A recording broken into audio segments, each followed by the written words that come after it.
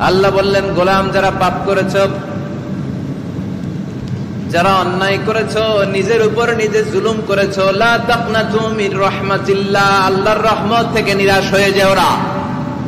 লা তাইআসু মির রাউহিল্লাহ, আল্লাহর রহমত থেকে নিরাশ হবে না। ইন্নাহু লা ইয়াইআসু মির রাউহিল্লাহি ইল্লাল কওমুল কাফিরুন, কাফের মুশরিক ছাড়া কেউ আল্লাহর রহমত থেকে নিরাশ হয় না। ঠিক কি না? কি আশার বাণী, কি সম্ভাবনার বাণী। নিরাশ হয়েও না, হতাশ হয়েও না, ভরসা রাখো কার উপর? আপনি কত পাপ করেছেন, কত নামাজ ছাড়ছেন, আপনি কত মিথ্যা বলছেন, কত জুলুম করছেন, কত ওজনে কম দিয়েছেন, কত সুদ খেয়েছেন, কত ঘুষ খেয়েছেন। আপনার পাপ যত বড় হোক, আল্লাহর দয়া ক্ষমার মহাসাগর তার চেয়েও বড়। আপনার পাপ আর অন্যায় যদি হয় বিলের পানির সমান, খালের পানির সমান, আল্লাহর দয়া হলো সাগরের পানির সমান।